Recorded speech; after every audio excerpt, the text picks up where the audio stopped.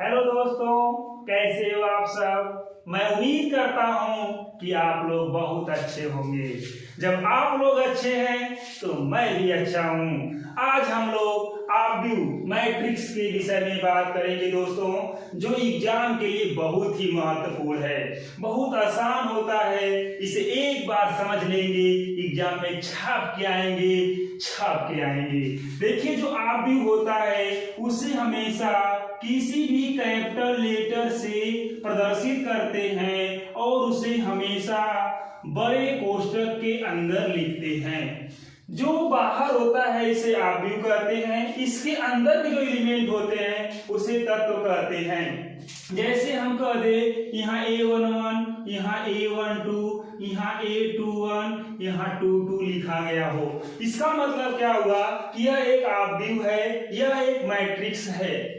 सबसे पहला question exam में क्या पूछेगा आपसे, बताइए कि जो यह आब्यू है यह किस क्रम कोटि का है।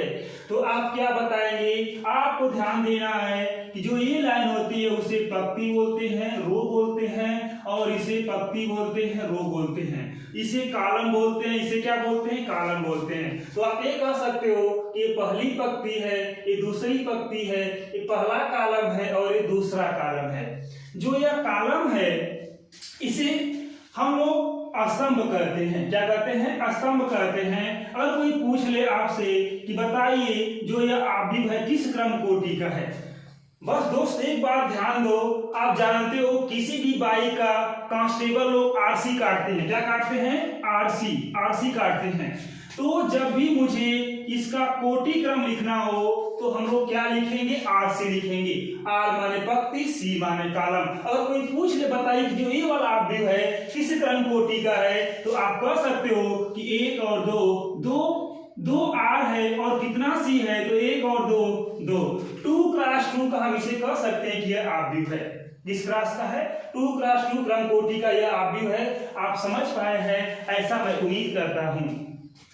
अगर फिर इसके बाद कोई अंक लेके हम देख लेते हैं। जैसे मान लीजिए कह दे a बराबर आपको लिखा गया 2 3 4 5 ए लिखा गया हो और पूछे यह किस क्रम कोटि का है, तो आप समझ गए हो कि सर इसमें पहली पंक्ति दूसरी पंक्ति को हमेशा पहले लिखते हैं, पंक्ति पहले लिख दिए। कॉलम कितने हैं, 2 कॉलम है, तो सर कॉलम पंक्ति के बाद लिखते हैं, अर्थात यही तो आरसी है, 2x2 क्रम कोटि का आब्यू है। तो आपका पहला क्वेश्चन होगा यह किस क्रम कोटि का आब्यू है, तो आप कहेंगे 2x2 क्रम कोटि का आब्यू है। दूसरा क्वेश्चन ये किस प्रकार का आब्यू है, तो आप बताएंगे वर्ग आब्यू है। क्यों, क्योंकि इसमें पंक्ति और कॉलम दोनों क्या हैं, बराबर हैं। जिस आब्यू की पंक्ति और कॉलम बराबर होते हैं उसे क्या बोलते हैं, वर्ग आब्यू बोलते हैं।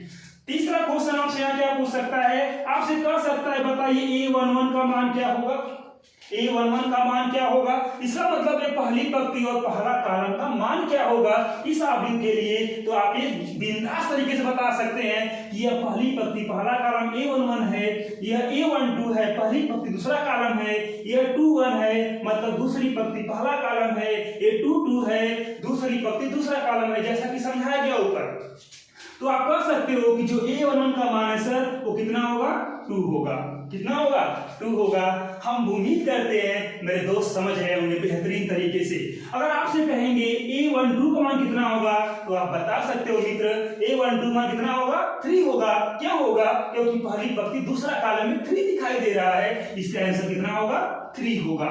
अब देखिए अगर आपसे हम पूछ दें A22 का मान क्या होगा, तो आप समझ सकते हैं कि दूसरी पंक्ति दूसरा स्तंभ दूसरा कॉलम क्या है, तो 5 है, तो 5 होगा, 5 होगा। अगर आपसे कह दे बताइए A12 का मान कितना होगा, ये तो हो चुका है। अगर आपसे कह दे A21 का मान कितना होगा, तो आप बता सकते हैं दूसरी पंक्ति पहला कॉलम मतलब कितना होगा, 4 होगा। कितना होगा, 4 होगा।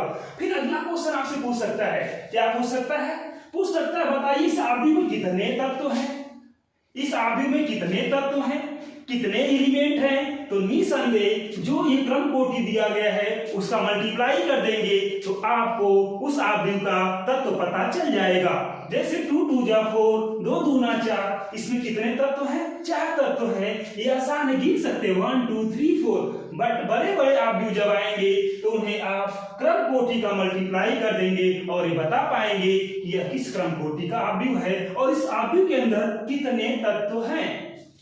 बिल्कुल आप समझ पा रहे होंगे, ऐसा मैं उम्मीद करता हूं। धन्यवाद।